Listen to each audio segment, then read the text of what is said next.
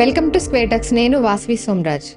1996లో ఒక సన్ నెట్వర్క్లో వీరప్పన్ చేసినటువంటి ఆరోపణలు సుకన్య నటి పైన, ఆ రోజు 96లో ఆవిడపై ఒక తప్పుడు ఆరోపణలు చేశారని చెప్పి కేసు నమోదు చేశారు.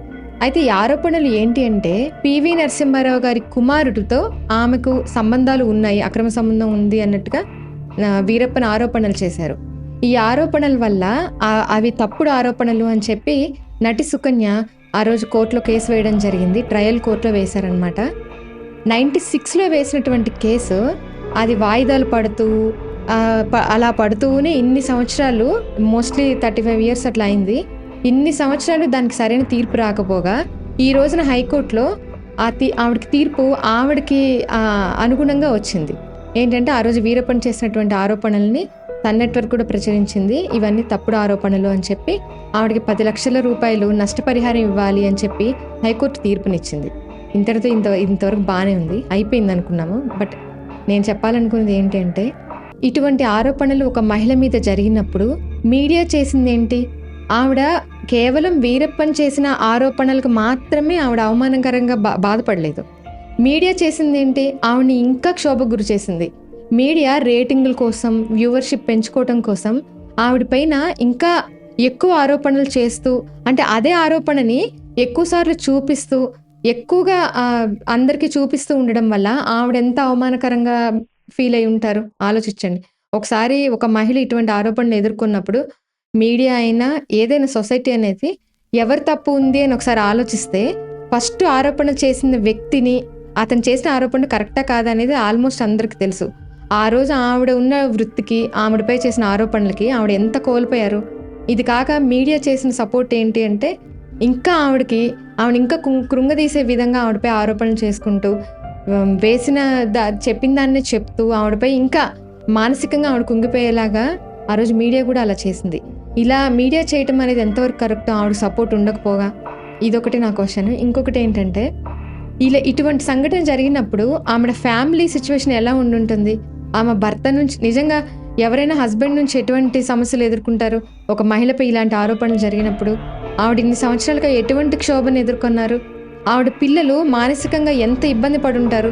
వాళ్ళు చదువుకునే స్కూల్ అవ్వచ్చు, ఆడుకునే ఆట స్థలాలు కావచ్చు, అలాంటి చోట్ల ఆ పిల్లల్ని ఎంత హేళన చేసుంటారు? దానికి ఆ పిల్లలు ఎంత బాధపడి ఉంటారు?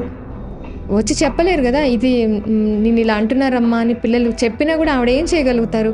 ఎందుకంటే వీరప్పన్ చేసింది ఒకసారి ఆరోపణే, కానీ మీడియా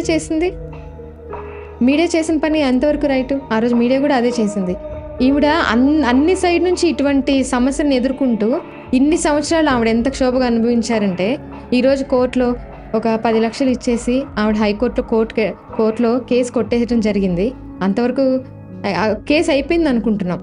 కానీ ఇప్పుడు ఇది ఎందుకు ఇంత ఇదిగా చెప్తున్నాను అంటే, ఇటువంటి కేసులు కోర్టులో ఎన్ని అలా పెండింగ్లో ఉంటూ ఉన్నాయి. ఒక మనిషి బతుకున్నప్పుడు కోర్టులో వేస్తే, ఆ మనిషి పోయిన తర్వాత తీర్పులు వస్తున్నాయి అతను నిజంగా నిజాయితీ పరుడు అని. కానీ ఉపయోగం ఏంటి? అప్పుడు వచ్చిన తర్వాత ఉపయోగం ఏంటి? మనిషే లేనప్పుడు. ఆవిడ 20లో ఉన్నప్పుడు కోర్టులో కేసు వేశారు. ఇప్పుడు ఆవిడ 60లోకి వస్తున్నప్పుడు ఇప్పుడు వచ్చింది తీర్పు. ఉపయోగం ఏంటి దానివల్ల? ఆవిడ కలిగిన ఉపయోగం ఏంటి? 10 లక్షలు ఇచ్చేస్తే ఆ ఉపయోగం అయిపోయిందా? ఆవిడ పోయిన పరువు తిరిగి వచ్చిందా? ఆవిడ ఫ్యామిలీ ఇంకా మంచి ఫ్యామిలీ కాబట్టి ఆవిడకి అండగా ఉన్నారు. ఆమె భర్త కానీ, పిల్లలు కానీ, ఆమె పేరెంట్స్ కానీ ఆమెకు అండగా ఉండి, ఆమెకు ధైర్యం చెప్పి, ఆమె వృత్తిలో ఆమె కొనసాగే విధంగా, ఆవిడ ఎంతో వృత్తిలో కూడా వెనకబడిపోయారు ఇలాంటి ఆరోపణల వల్ల.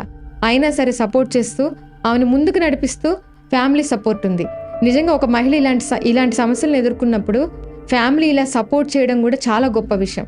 చాలామంది బయట వాళ్ళు ఏది చెప్తే అదే నిజము అనుకొని ఇంట్లో ఆడవాళ్ళని ఇబ్బంది పెడుతూ, వాళ్ళకి ఇంకా నరకం. బయట కనిపించేది కాదు, బయట ఇలాంటి ఆరోపణలు చాలా మహిళలు ఎదుర్కొంటూనే ఉంటారు. ఇంట్లో కూడా ఎదుర్కొంటారు, బయట చెప్పింది నిజము అని ఇటువంటి చెప్పుడు మాటలు వినే ఫ్యామిలీస్ కూడా ఉన్నాయి.